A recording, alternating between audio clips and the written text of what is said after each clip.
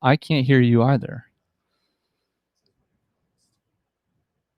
Let me make sure that this is my AirPods.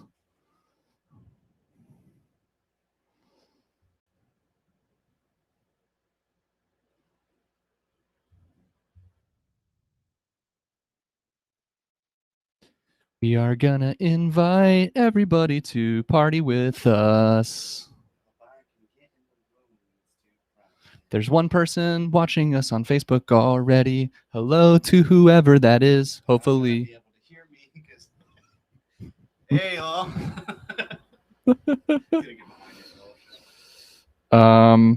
Here, let me Slack it to you. Try logging in with this link.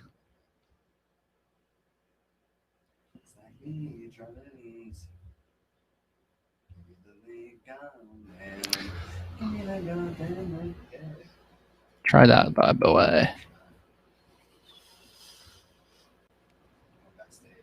Ooh, I hear you. There we are. I can hear you. You sound so sexy right now. Thank you. I can hear myself. Can you hear me? No, you shouldn't be able to hear me. I can hear myself, though. Are you okay with that? No, I'm not. Is there a way to stop that? Take the headphone out. But then you won't be able to hear when Leslie calls in. I'm going to take it out for now, and then I'll put it in when Leslie calls in. You'll just let me know? Sounds good. All right. I'm ready to party. You ready to party? I'm ready to party. Oh, I'm ready to party.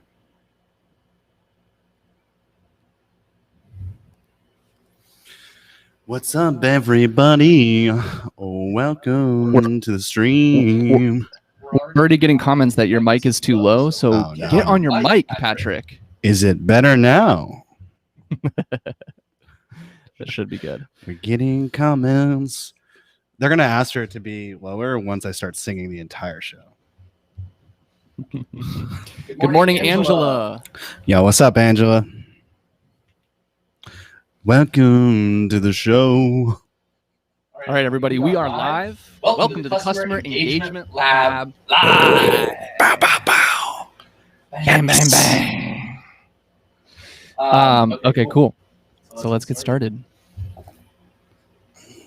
First up, Patrick. Tell me about it. What's going on today? I know that you put out a post. Hold on one sec. My boss is texting me. I did not put out a post about your boss texting you. I will say that. But I am your friend, and I'm here to support you. Okay. Just making sure everything is Gucci. It's all good. Oh, we got a lot of people in the chat. Look at that. Our new ABM person's in the chat. Damon. All right. Can I interact with the chat? Yes. No. Can you guys hear me okay? Some people are saying that they hear an echo with my voice. I just want to make sure I sound pretty.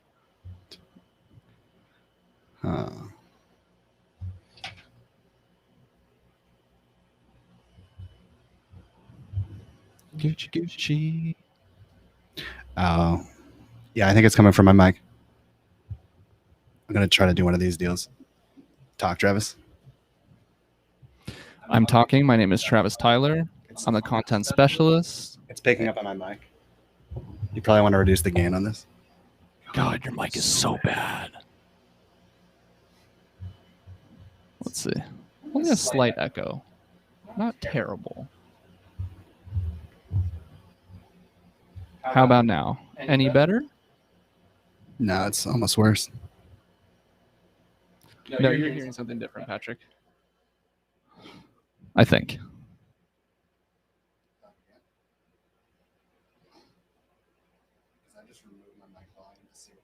Testing. Can you hear Patrick at all? We swear we know what we're doing. It's getting picked up on the mic.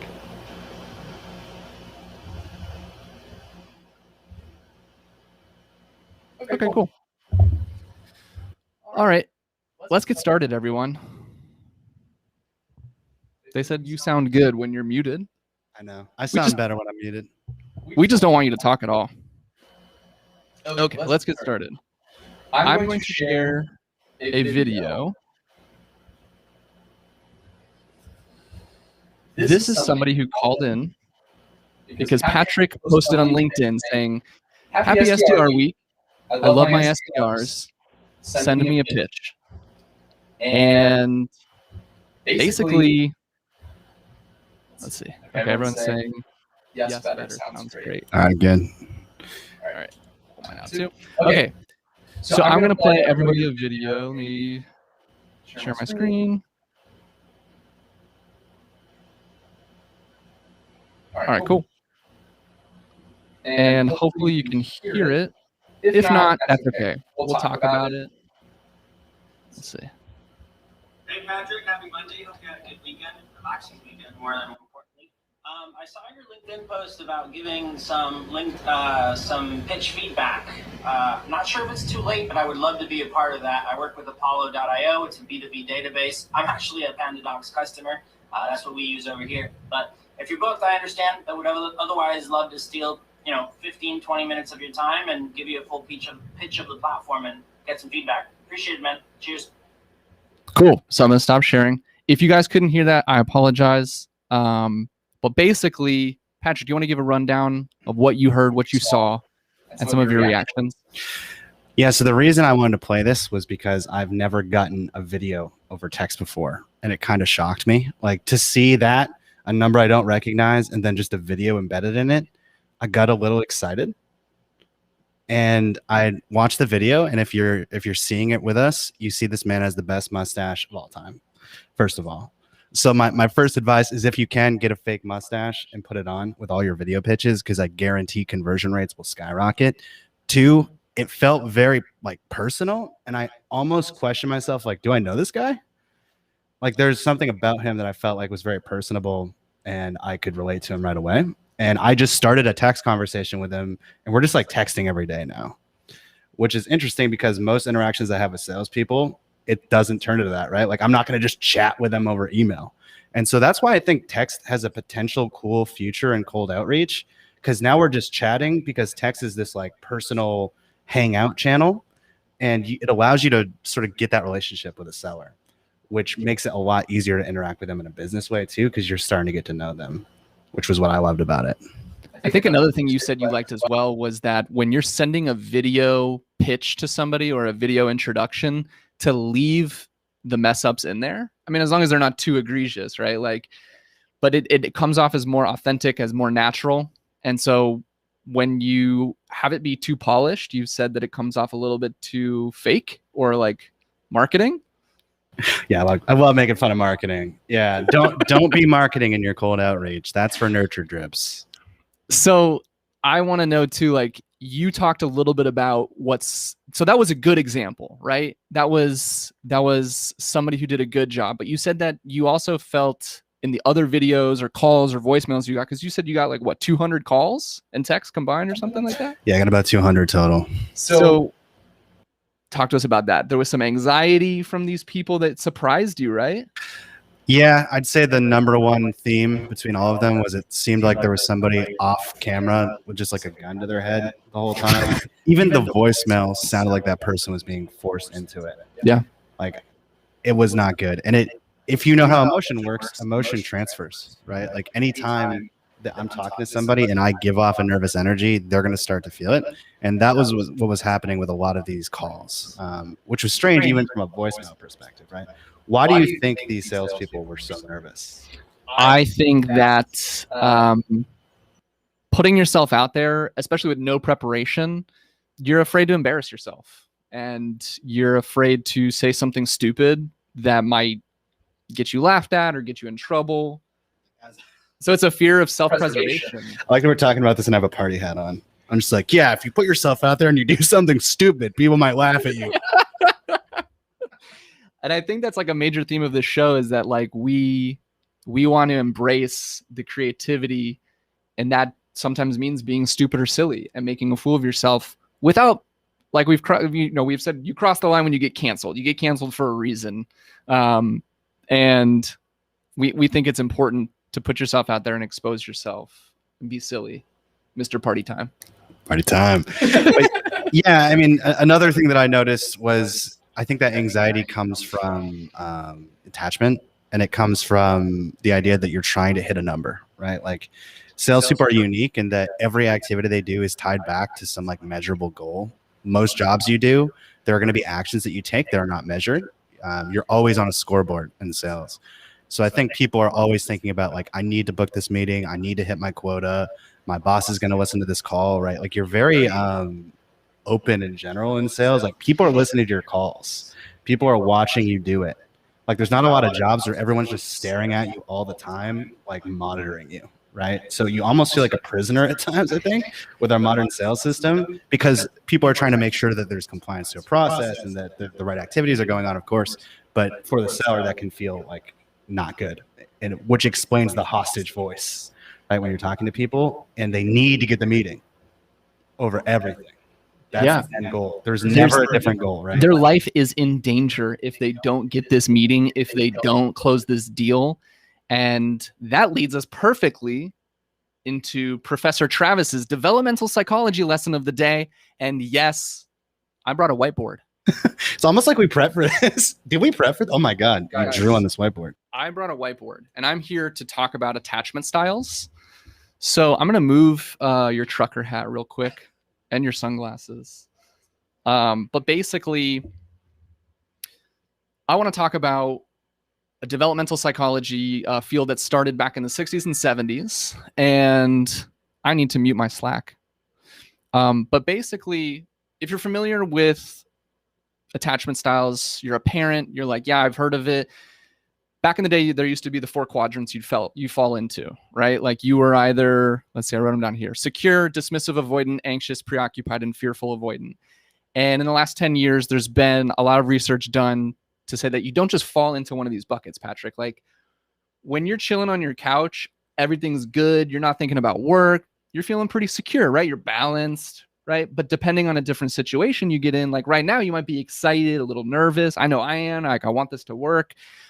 You might fall into a different part of the spectrum. And depending on how you were raised as a child, and how your caregiver responded to your needs when you were a little 2-week-old baby crying for milk, or you were a 3-year-old toddler who is in a strange situation they'd never encountered before. Like situation they never That's what they call it. That's what they call it. It's like I just dropped the baby on this random street corner. Figure it out, baby. But you have to think through the eyes of a 3-year-old. They're like, I've never seen this before. And so how a parent or a caregiver responds to that child and nurtures that need of when they burst out crying and they get upset, they will develop a neurological and biological response to danger. And depending on if your parents, so on this side of the board over here, you're going to end up dismissive and reserved, right? And again, you don't just fall into this, it depends on the situation. And it's more of like a circle than it is like a continuum. So if you end up on the fearful and the preoccupied side of things, you're going to find people who are combative. They're going to find them agitated and angry. They're very emotional, right? People in CS see this all the time. In sales, you'll see this. I think in sales, you end up seeing people who are a little bit more dismissive and reserved. And if you end up going so far off of this side, you end up coming over here. But I wanted to bring this up and put on my little professorial hat, because you and I have talked about how in sales and in CS, marketing, not so much because you're a little more behind the scenes, that you have this fear, you have this sense of danger, and you react to it in different ways. So what are ways that you see salespeople reacting based on this spectrum that I drew up for you? Yeah, I mean, Josh Braun talks about it all the time, like even without using the technical terms, it's usually some sort of anxious attachment where the person needs the outcome or they need the approval. Yeah. And it's either one or the other, right? That's either I want this person to like me or I need the meeting, which are both psychological safety mechanisms, right? If you get the meeting, you get to keep your job. If this person likes you, you have a social connection, will protect you, right? In general. So biologically, we need as many social connections as possible so we can keep thriving and living, right?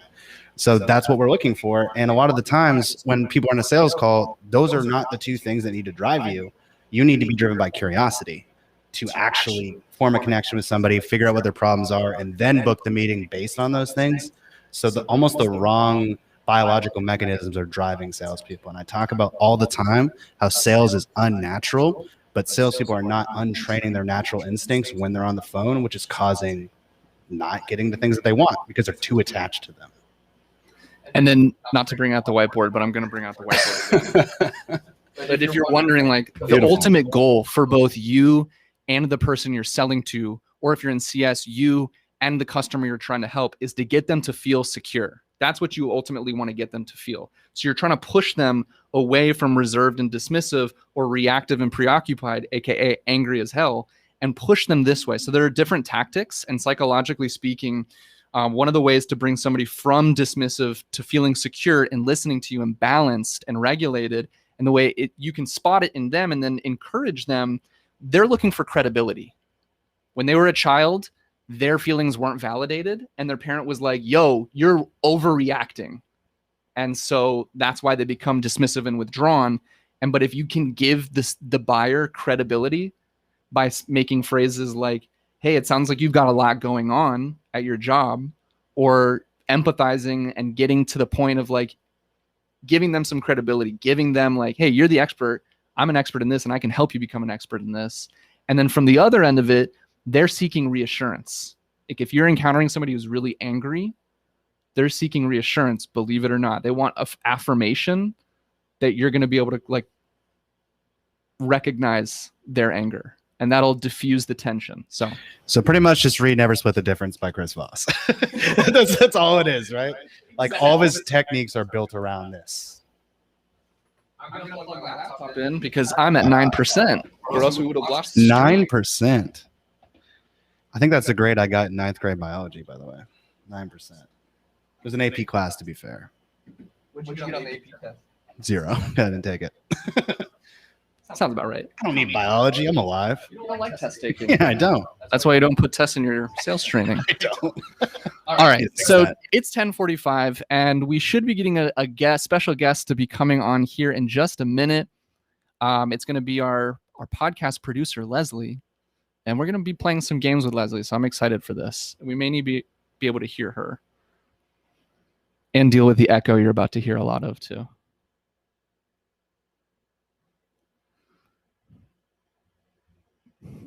Can you hear my voice, Patrick? I can hear you. Now I'm off mute. Oh. I'm muting myself because if I don't, there's a huge Gotcha. Let's see.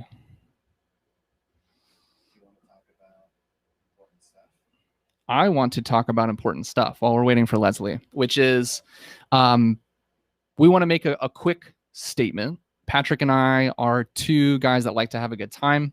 We like to have fun, and we also like to learn about business, sales, marketing, and CS, and apparently a lot of developmental psychology. But we also want to recognize that this has been a pretty rough past 2 weeks in the United States. We've had some pretty tragic events occur. And it just felt kind of weird to not acknowledge the human tragedy that's occurred while wearing party hats and singing. So our heart goes out to everybody. This isn't a political statement. It's just us saying that we're human. We love each other. We love all of you. We care. We want everybody to be safe. So not to be too solemn, but. Yeah, I mean, the opposite of solemn. We want everybody to really recognize that everyone is going through something, right? And people are reacting to things in different ways. Everyone's going to have a different opinion. It's really important to check on people around you too and see how they're doing. I think a lot of what makes PandaDoc special is that we have a lot of close relationships, and we're able to have that kind of connection and just be like, hey, Reed, how are you doing? Hey, Travis, how are you doing? Just take some time over the next couple of weeks to really check on the people around you. I think the number one feedback I hear from reps is like, not at PandaDoc, but like other places I've worked, my manager doesn't check on me. Like, they just look at my number and they don't ask how I'm actually doing. So especially if you're in a leadership position, like today, go and ask your people, how are you doing really? And make sure that they feel comfortable giving you an honest answer. If it's just, I'm doing okay, you need to dig. Like, it's not enough just to accept that. You'd be like, hey, like, what is okay? Like, how are you actually feeling? They're going to appreciate that more than anything, and they're going to respect you more, and it's going to increase your relationship in general. And with everything going on right now, people are having a lot of mixed emotions. So I think it's especially important to do this now. Thanks, Patrick. Send that text give that person a virtual hug, let them know you're there. And without further ado, we're going to bring Leslie on the air. Leslie, how's it going? Hello. Can you guys hear me? I can hear you just fine. Yay. How are you? Okay, first of all, I have to say, while I was backstage, I yelled yo really loud and didn't realize you guys were talking about something real serious. So my bad. It's all good. Nobody heard you say yo, but we're glad that you did say yo. Because we're gonna have some fun. So, do you mind kicking off the revenue would you rather scenarios? Let's do it. All right. So for all of you out there, we're gonna be playing a game. If you've ever played or heard of Would You Rather, you basically get two scenarios, none of which are really that great, and you have to pick one, and then just kind of discuss why you picked that one. Some of these are business related, some of them are not. Feel free to chime in the chat. I want to see what y'all think. I know Patrick does too. And all right, Leslie, kick us off. All right, let's take it from the top. So would you rather be an SDR at a company no one has ever heard of and whose product is barely functioning, but your base salary is $75K? Or would you rather work at a popular SaaS vendor with a base salary of $45K, but you're guaranteed an average of 8 scheduled appointments per week? It's so specific. 8 appointments guaranteed. How are we guaranteeing these appointments? What happens if we don't get the 8? Don't worry about the details. Don't it's my job to worry about the details. It's one or the other, Patrick. It's one or the other. I think I would rather work at a popular SaaS vendor for $45K and be guaranteed 8 to 10 scheduled appointments per week because of 2 reasons. 1, it's a resume builder. 2, it sounds like the job won't be necessarily as strenuous or stressful, and I can supplement the income by doing stuff on the side. Yeah, I 100% agree with you. A big problem with taking those jobs with the high salaries, but like nobody's heard of them and there's no marketing team and stuff, is they say, oh, you're going to have this 75K or 100K OTE, half your pay is on the bonus, and that's only if you hit the numbers, and you're in an unproven market, and then you end up making half. Where at a job where you might get paid less, but the OTE is more reasonable because there's like a good product market fit or there's a good marketing team, you're going to make more money anyway. And you're going to have a better experience. So clearly that one. But I still want to know how I'm getting those 8 to 10 appointments guaranteed, Leslie, because that seems too good to be true. Maybe it is too good to be true. All right. Let's switch it up here. Let's do something not business related. Okay. I love this one. This is my favorite. Would you rather meet a drastically happier or drastically sadder version of yourself? And you have to say why. You go first, Patrick. Wait a second. Can we put that in the chat? Because I'm not processing that. Okay. A drastically happier or a drastically sadder version of yourself? I think a drastically happier version of me isn't possible. So what I would say is probably the sadder version, because I haven't written poetry in a while. And I feel like if I was really sad or I met a version of me that was really sad, I could get some inspiration and write like the next great work. Okay. I like that answer. I think I would go with drastically sadder version of myself because it would make me feel better about my actual self. That is also my answer. I would try to help the sadder version of myself. The happier version of myself would probably piss me off. And I'd be like, bro, you're still full of shit. Nobody's that happy. Happiness is just a construct anyway. When it comes down to it, it's not real. What are we comparing it to? Says the guy with glitter all over his face right now. Glitter is also a construct that I love. I mean, cheesesteak is a construct that I also love. We just need to recognize it. You also can't come back from that happier version, Like once you meet the happier version, it's like, man, I'm capable of that. Would you be depressed? Would it make you even sadder? That's kind of what I'm thinking.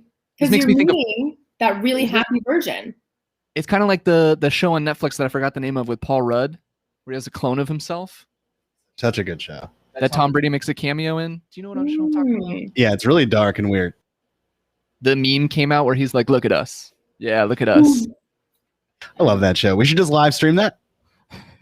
You could. Okay. Let's see. Would you rather be a marketing team of one where you report directly to the CEO whose favorite channel is 40-page ebooks and you have to write them every month?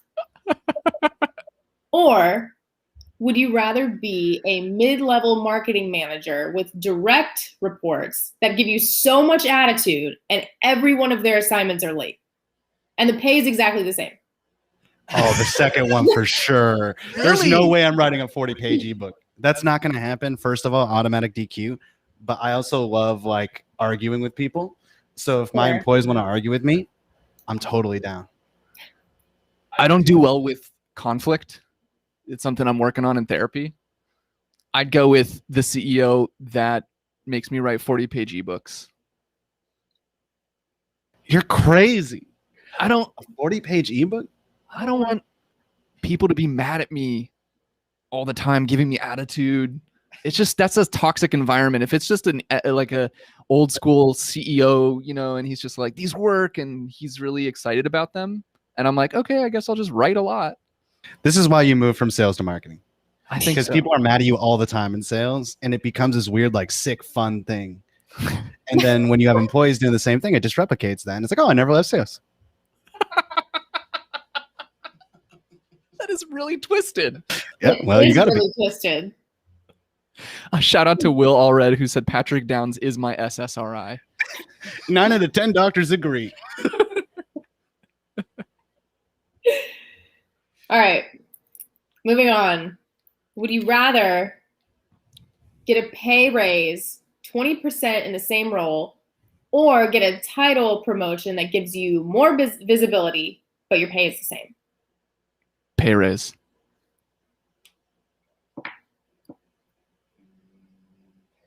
I'm going 20% pay raise, same title. In marketing, especially, titles are like, they're meh. Meh. Sales, they're a little more important. You'd rather have the title? Oh, yeah. The prestige? Yeah, I mean, think The perceived seniority? Having a different title allows you to move different ways. Like, you always have the ability to have like whatever action you want to have, but with a title, people start like looking at you differently, which allows you to get into different things, right? So you're able to progress differently with a different title, especially if you're looking to like climb a ladder or eventually get to a higher raise. That would be the best way to eventually get to more money. And then if you're thinking outside of the organization, having that on your resume and being able to talk, especially about the different responsibilities it gives you, because typically with a title change, it's going to give you different responsibilities. Oh, people can't hear you. I think you muted.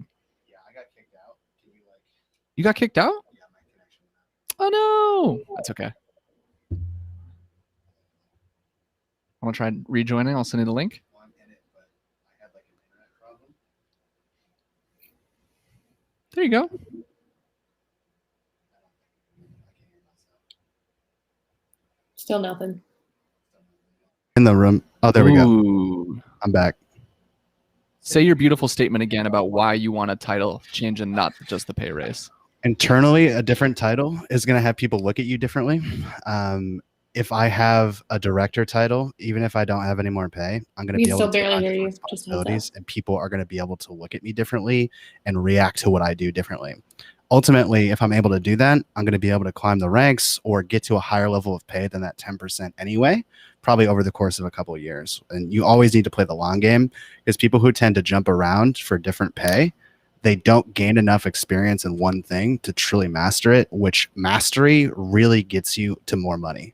And I think people are missing the long game there.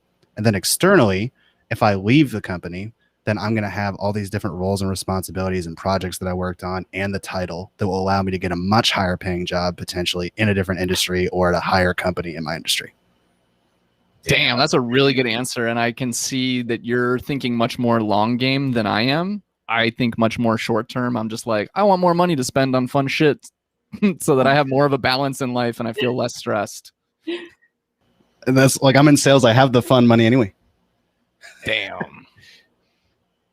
Next question. Sorry. Next question. This is a good one. Would you rather lose the ability to speak or lose the ability to read? Also, Patrick, I think your mic is still pretty bad, so you can pick the first one. Make sure you select your audio with the setting of what mic you're using. Okay.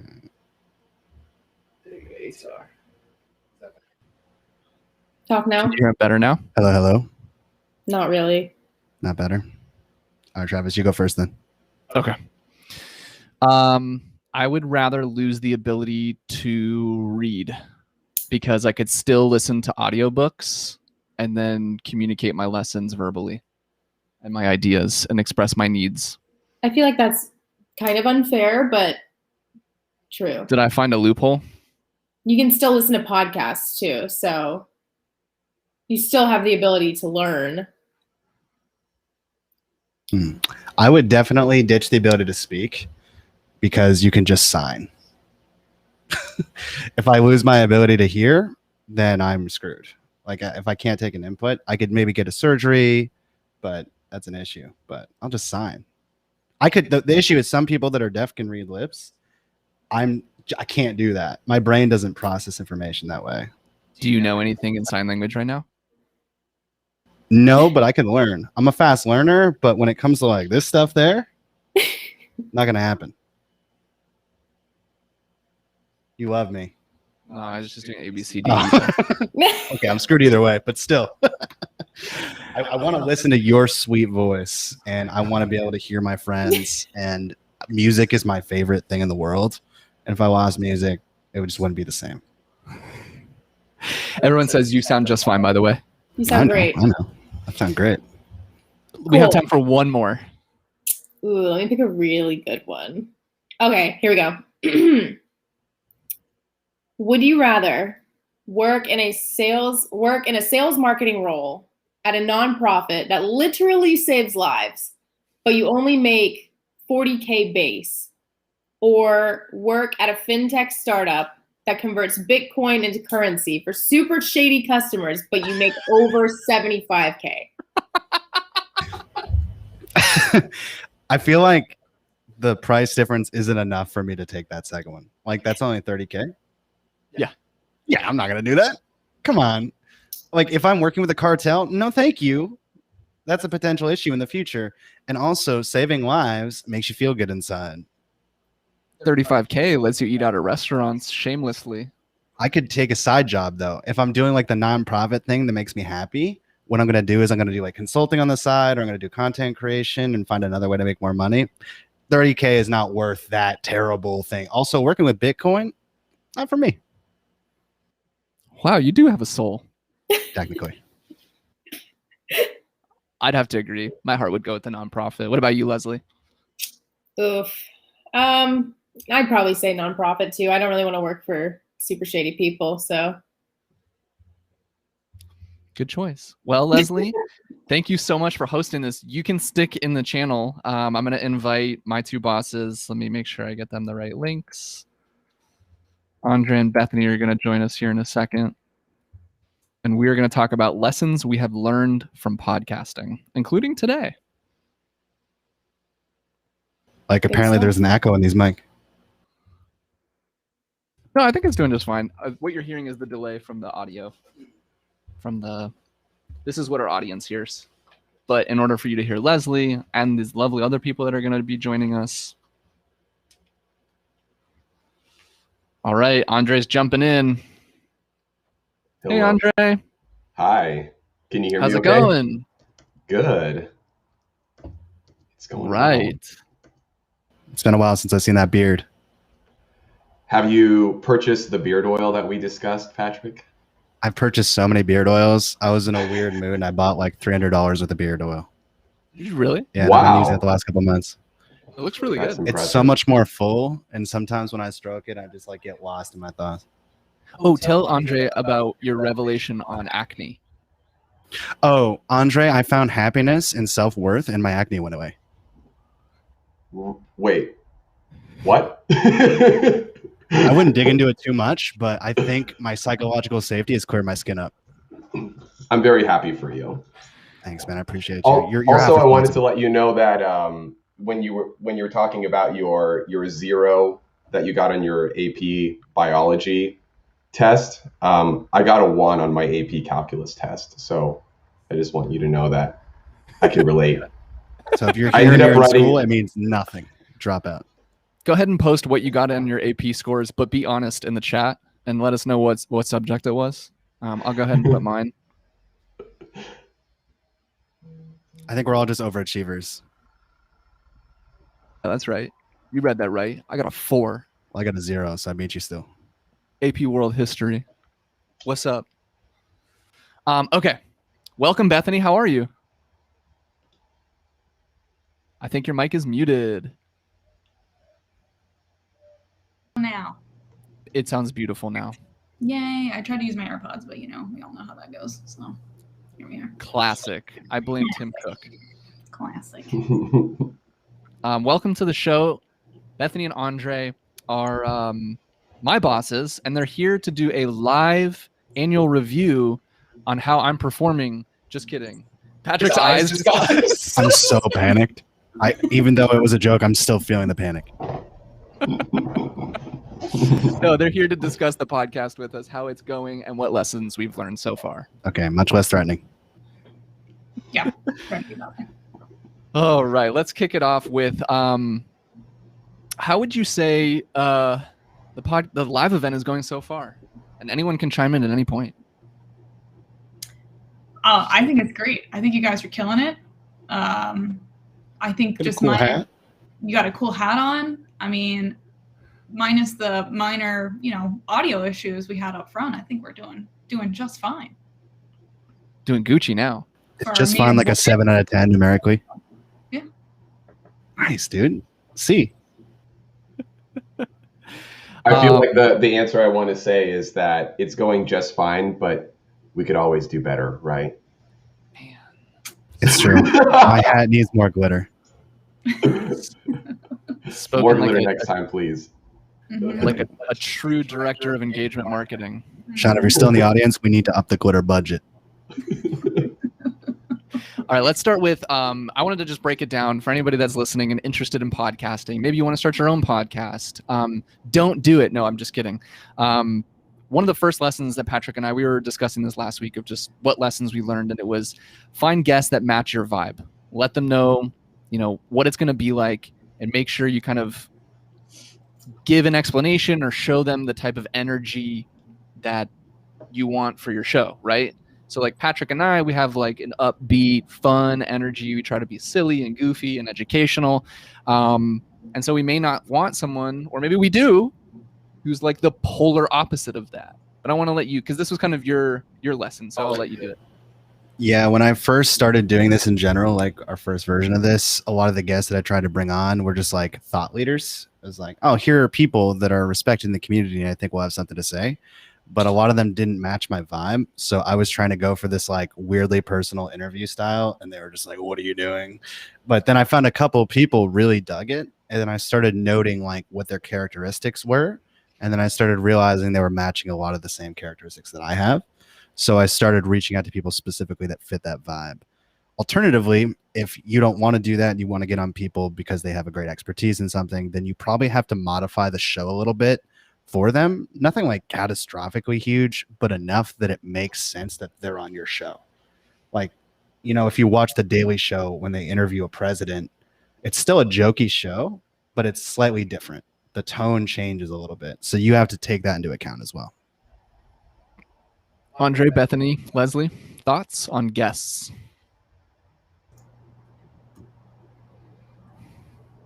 I don't think I have much to add there. I think we've, at least I know, is just like Patrick had said, know your audience, right? Like you know, and you're comfortable with who your followers are and what they care about. And if you don't, I think you're a little in trouble. But I think if you just stick to what you know and what your audience cares about, then those are the people that are going to be the most engaging.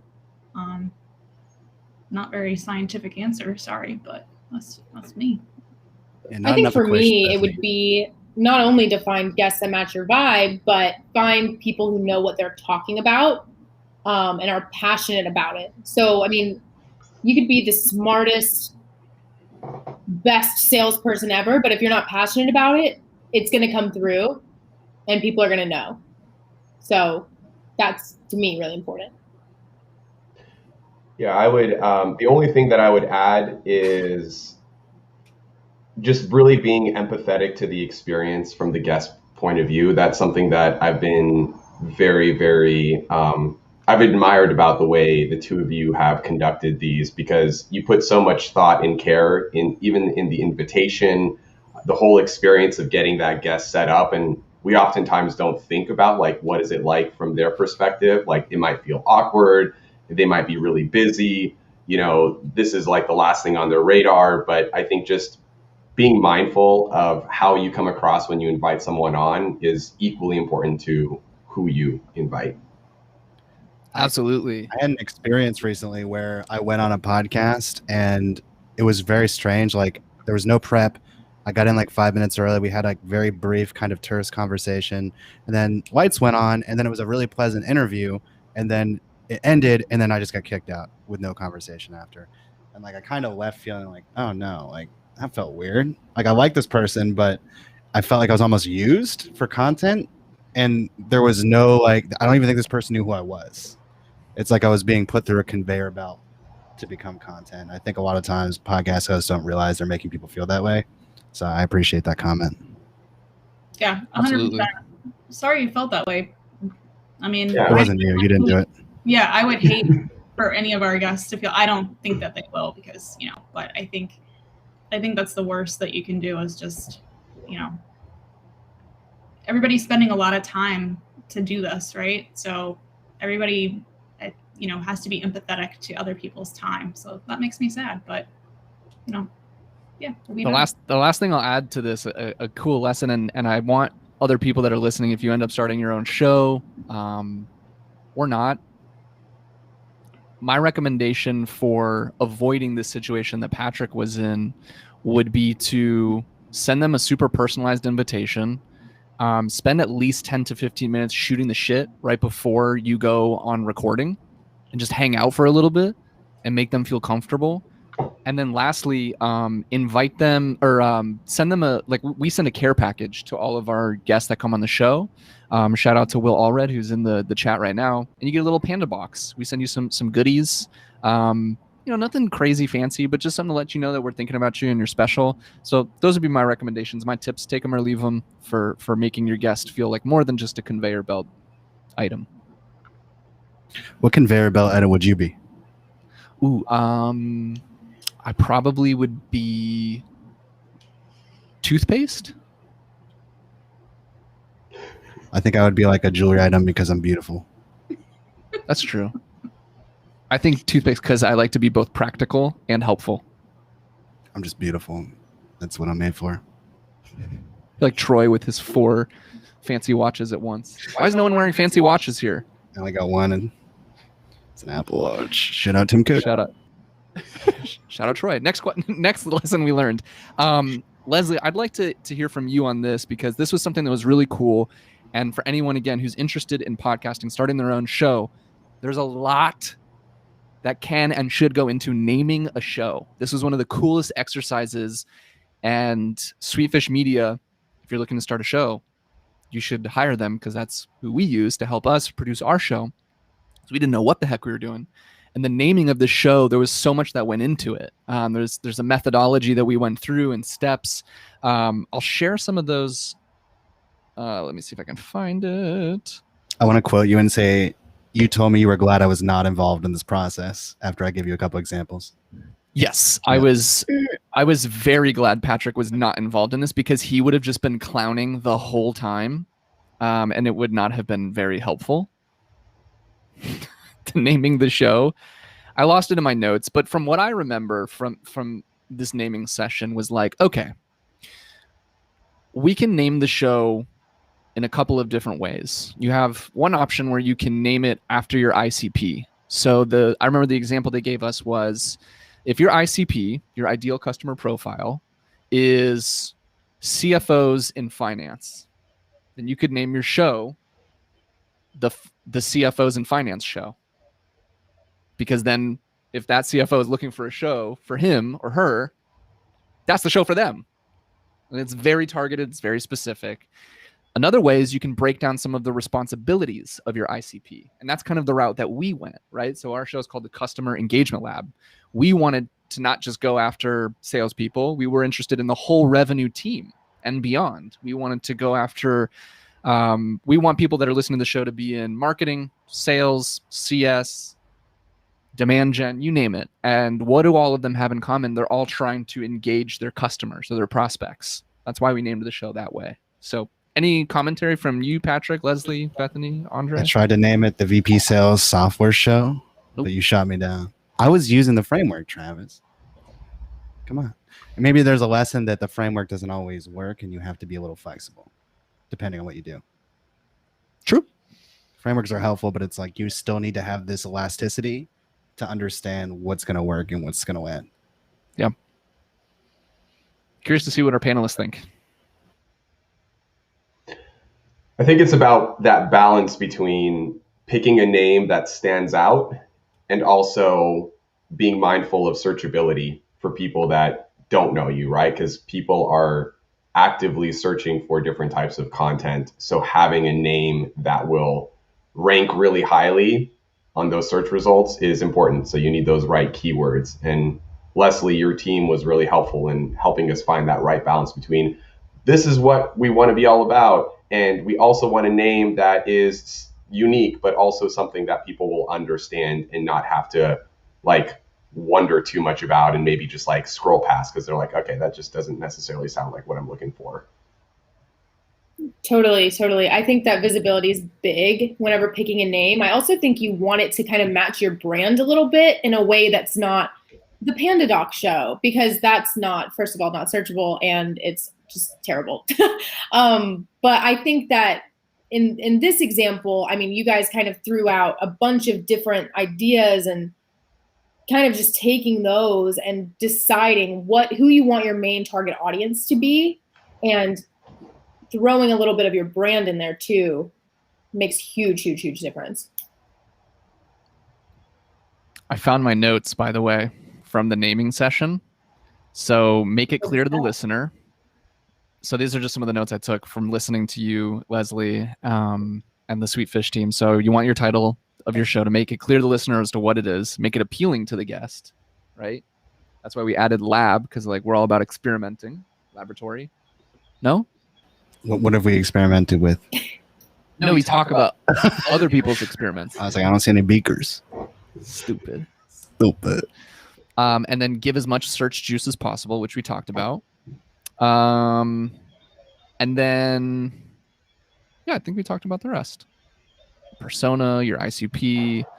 And so that was yeah. That, I mean, pretty much wraps it up. Any other final thoughts? Okay, so this is one. Bethany said something, but she's on mute. I'm God, classic mute. I remember my first live stream. I know, right? So I think. How about that performance review? Right. Damn.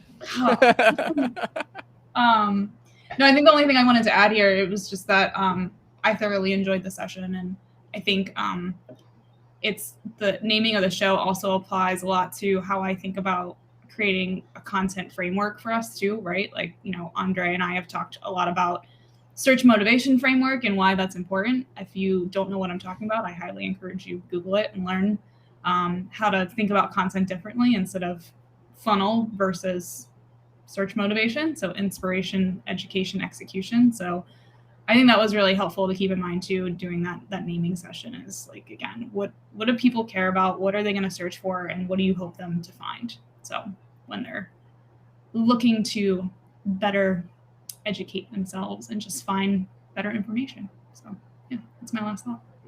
Well said. And I think it's important to, like, podcasting is you know, a new channel, somewhat new, somewhat old, but for the B2B space, for a lot of folks, it is a new channel. And it's important, like Bethany said, that it fits into your overall framework. And it can be hard when you don't have, first of all, it is hard launching a podcast. Like all of us here can attest to that.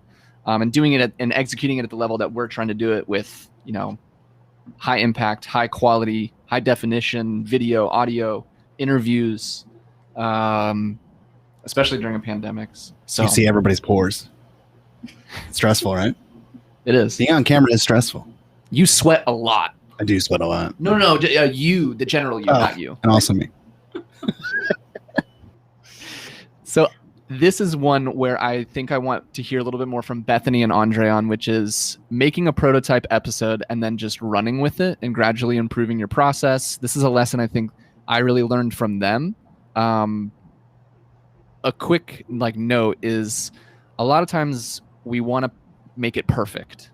Like that, I ran into that problem where I was like, well, I need better cameras, I need better mics, I need better lighting, I need all this cool studio equipment that I see on the Joe Rogan Experience. And my bosses were like, just create a prototype, even if it's filmed on your phone. And that's how we literally launched this show. Was like, if you listen and go back to our very first episode, and we're only 6 episodes in, but you'll see the quality slowly improving. And that's because it was like we had an idea, we had a concept, and we believed in it. And my bosses are like, you need to get other people on board so that they can believe in it, and then we'll improve the show over time. And I think that was something that they taught me, was like, don't try to be perfect, just launch something, anything, and focus more on the content than on the production of it. What do y'all think? I think my favorite conversations from this early on were just one that I think Travis, you, me, and Andre had, right? Is we're not going to know anything until we're 10, 15, 20 episodes in, right? But we have something to talk about. We have topics we're passionate about. And we should just run with it. Like, get people that we are friends with, get them to talk about their passions, talk about those topics, and get them out there. And I think the other thing that I think was probably helpful for you guys too was, which I think was good advice, is Travis, I think I remember you telling me a story about you playing the first episode for your fiance, Brenda, and Brenda was like, no, you can't talk about this, or you should talk about that. Or, I think it's kind of going back to that. We talk about that, like telling our grandparents, like, how would we give a value prop of what we do for a living to like our grandparents? Yeah. I think sometimes having people in our personal lives, like, dive into this a little bit and give you some honest feedback. And even when you're first launching something, can be really helpful. So then you feel more comfortable nailing it out of the gate, I would say. But I mean, sometimes that doesn't happen. Don't put too much pressure on yourself. But yeah, I think those were my favorite. Shout out to my fiance who called me pale and serious in our first episode, and Patrick funny and illuminating. That tracks. Yeah, you guys have done a remarkable job so far, and it's exciting to see how this entire production and experience has really kind of started taking a life of its own. When I think about those earlier conversations, a few things stand out to me. Number one, what Bethany said, right? Which is like, we won't know anything until we have consistent content out there for a period of time. And I think it's really easy. I mean, Patrick, something you said earlier about like being in sales and everything having like a number attached to it and a scoreboard. I actually think that it's very easy for marketers to fit in the exact same bucket, which is like everything that I do has to have a certain measurable ROI or else we have to kill it. And when it comes to most brand initiatives, the ROI doesn't happen until much later down the road. And sometimes it's really hard to even quantify that ROI. Like, how do you quantify the fact that if you have a production out there and you have people applying for jobs at your company, they're like, hey, I listened to that episode or I saw that video. Like, how do you actually quantify that? It's just getting enough people out there, that visibility, where over a period of time, it just kind of compounds. You learn things along the way with content. I like to think about like social channels as an opportunity to get like live or pretty instant feedback in terms of certain ideas, certain themes. And then from there, you just run with it. So I think the thing, Travis, that you and I talked about was like, we don't get to decide if this is good. The people out there will decide if this is good. The market will decide. And we don't know exactly how the market is going to react to this, but we just have to put our best foot forward, put content out there that we believe in, and be authentic about it. And you two have taken that and run with the authenticity. That's why you guys are doing something that very, very few people, at least in our space, are doing, in terms of just your tone, your approach, the questions you're asking. It's phenomenal, right? So authenticity is key. Being humble and realizing that like we don't have all the answers. The market will help inform if we're going in the right direction. And then, everything Bethany said, which is consistency also. Like you got to put in 10, 15, 20 plus episodes before you really start seeing real traction. Thank you. I think for me, just to lean into that a little bit, one thing that I've seen a lot of people get wrong in the podcast that I've helped produce in the past is people try to make it so perfect from the start, and they want to have the perfect guest. They want to have like their first guest be like Gary Vee or, whoever it might be. And it's just not going to happen. And I love what Bethany said about like, talk to people that you're friends with about their passions and about what they're passionate about, and let it come through. And then kind of go from there, because that first episode is going to be killer if you're comfortable. If you're not comfortable, if it's this huge, big wig person that you're talking to, that first episode is going to come off awkward. It's going to come off not natural. So I think just starting, it's very daunting, but once you start, you're not going to know until you know. So that's my advice. Yeah, your brain craves patterns, but your brain hates starting.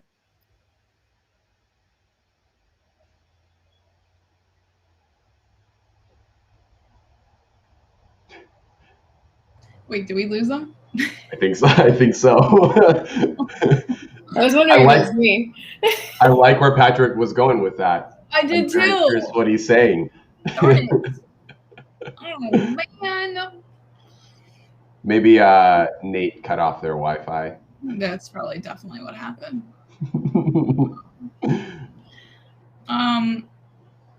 We'll give him like one more second. If not, like we have notes, we can go with the last point that we wanted to make, I think too. But I would rather it come from our lovely co-hosts, the faces of this wonderful show.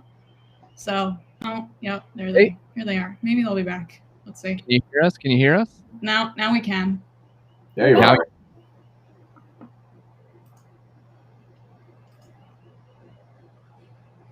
Can you hear us? How about now? Hear us okay? Yeah. Mm-hmm. Yep. Now we can. Cool. And this is our pitch for getting our bosses to buy us a Wi-Fi router for this apartment. Oh. There was one more lesson we want to learn while Patrick is trying to reconnect, which is fix it in post. This is the kind of stuff that happens on live shows that you can fix in post. So my lesson that I've learned in podcasting is say what you want to say, have your point of view, and have somebody listen to it before you push it out live. And if it's too controversial, take it out. Or if you're like, I don't really like the way I said that, take it out. And encourage your guests the same way. When they come on and you're kind of trying to get the first 10 minutes of your episode of your interview with them adjusted, let them know like, hey, we can fix this all in post, and we won't launch this or publish it until you're good with it and we're cool with it. Or if there's anything you say that you're like, let's go back and redo it, we can redo it. And I think there was one other, let's see. Oh, take risks and beg for forgiveness later. I would say like one of the biggest lessons I learned with podcasting and doing this podcast. There he is. All right, let's go. So one of the biggest lessons I learned with this podcast is to try to differentiate. There are a lot of podcasts out there that follow the same formula. You're one person on a microphone, and you call somebody calls in, they're an expert, and you interview them, and you ask them about their history and their business, and that's the first half of the episode, and then you dive into some topic. And we wanted to do something different, and we wanted to add an element of comedy. I'm a big comedy fan, and I listen to a lot of comedy podcasts, so we swung for the fences, and stuff doesn't always land, and that's okay. I learned something from Patrick early on, which is like, I trust in my values and my core values of who I am and what's important to me.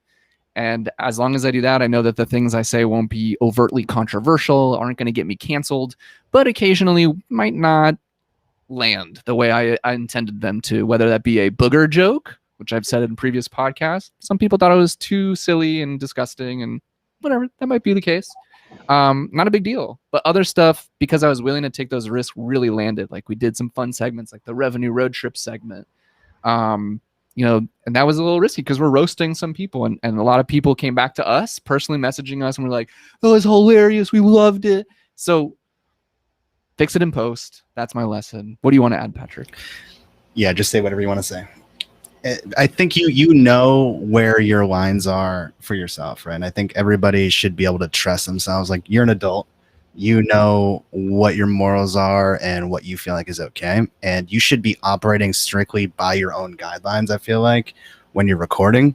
Because if you don't, you're going to come off as inauthentic because you're not just going for it. And if something does cross the line, just fix it. Just erase it. But you're going to miss out on the good stuff if you start putting walls up around what you usually are. So I think in anything you do, you should try to be as authentic as possible and go for it and take risks, because it's going to be a huge regret that if you look back in 20 years and you're like, why was I putting on a character at work? You're there 8 hours a day, right? Like, why are you playing a character? And it's going to cause psychological damage, I even think. So just go for it. Right? You'll figure it out. I believe in you. I also think you'll find a lot more people reaching out to you when you take these big, authentic, creative swings. The number of like personal messages I get from people I worked with years ago, friends who aren't even like associated with PandaDoc, B2B, SaaS, or sales or marketing. They'll hit me up and be like, dude, I love what you're doing. Keep it up. So you'll end up getting so much more positivity. You'll get the occasional hater the bigger you get. That comes with the territory. But team, Andre, Leslie, Bethany, anything else you want to add to this final lesson that you feel like we've learned about fixing it in post and being true to yourself?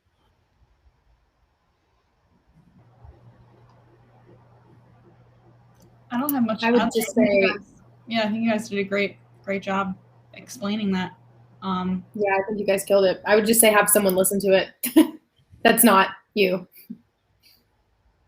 Yeah, I similarly, there was a couple of times in my life where I had to prepare for some type of speech or some type of live event, and I had this whole script in mind. I had this whole thing kind of outlined, and usually the night before, I would literally give like a practice run to my family. So like, this is before we had kids. It'd be my wife and our 2 dogs, and they would literally all like line up in the living room on the couch, and I would just like literally give like a 30-minute speech. And when you lose the interest of a Pomeranian, it could feel very soul crushing. So you're like, wow, I need to like really work on my body language. I really need to work on my tempo and my tone. So rehearsing and practicing is really important, but also like giving yourself space and grace for the magic that can happen in those impromptu moments. And that's what I think, like the having somebody else there, especially like the way your format is in the podcast, the 2 of you play off of one another, and not everything is scripted. And I think some of like the best moments, the best sound bites come from those left turns, right, in the conversation. It can reveal something really special. So like, yes, practice, have somebody else listen, but also be open to the magical surprises and then run with them when they're there. Because that's I think where the real fun comes from a content perspective. Magical surprises is so cute. Such a cute phrase. Are we your little magical surprise? Mm-hmm. Very much so, yes. Yep. I also like the space and grace. I feel like that's the theme of last year and maybe future years. Space and grace. Love it. What is space and grace? I've never heard that. Like, give yourself space and grace. What Andre just said. Like, Were you not even listening to anything I just said, Travis? Yeah. I was envisioning him talking to his Pomeranian, and it was really cute. I just started daydreaming, and then I heard magical surprises. I'm sorry. It's all connected, actually. Yeah. Pomeranians are magical surprises. Yeah. All right, let's do one last, just to say goodbye to everybody. I want to hear from everybody here. I will ask the would you rather. Would you rather, Patrick, receive a full force kidney slap or have your significant other reveal your most disgusting habit? The kidney slap. 100%. I'm gonna keep my secrets. Okay, Leslie. Same question. Same question. I don't really have any disgusting habits, so I don't really want a kidney slap. So I feel like I would go with disgusting habits. Okay, Bethany. Oh God, this is so hard because those who know my husband probably would love to tell my disgusting habits. So, but I'm kind of with Leslie. Like, I don't think any of them are that bad. So I think I'm okay with habits. Final answer. Final answer, you take the kidney slap? No, final answer, I take the disgusting habits. Like spouse can. Oh, okay. Andre? I'm going to go with, disgusting habits. I'm biased, but I don't really feel like I have any. So whatever their best attempt is, I'm like, go for it. I'd rather deal with that than a kidney slap. I am so appalled. I think everyone here is lying. I have so many disgusting habits. That's why I immediately was like, no, slap me in the kidney. I'll take it. The noises that come out of my body. Yeah. That's just biology, Travis. On the next episode of Customer Engagement Lab Live, I'll have my significant other come on here and talk about my disgusting habits. No, I'm just kidding. Love you, babe. But yeah, it's like the kidney slap all day. I do super embarrassing stuff when the camera's not on. So yeah. I'll go with that. And then you're like, that's very on brand for you, Travis. We have one final message. Patrick just got a message that is very relevant. Did somebody text it to you? Ryan posted it in Slack. It came from somebody she knows. Oh, this was directed to Ryan and was like, yo, do you know Patrick and Travis? Because the show is tight. Okay, read the message. All right. So it says, hey, I just wanted to shoot you a note that I've been listening to the Customer Engagement Lab podcast that PandaDoc does, and it has been all caps great. This is one of the only quote unquote work-related podcasts that I've actually enjoyed. Not sure how close you work on the podcast or work with Travis or Patrick, but they are all caps so great. It's very self-congratulatory, but sometimes you need it, especially when your tech isn't working. Dude, I needed that. Yeah, me too. Live testimonial. I love it. It's great. It's awesome. We're taking them live. All right, y'all. Hit us up, labs@pandadoc.com. And let us know if you want to be a guest, if you have segments that you want us to do, if you want me to wear wigs, get dressed up, or Patrick, let us know. Yeah, I'm a costume guy. Thank you, Leslie. Thank you, Andre. Thank you, Bethany. Love you all. Love you, Patrick. Love you, Travis. All right, guys. Thanks, guys. Thanks all. Have a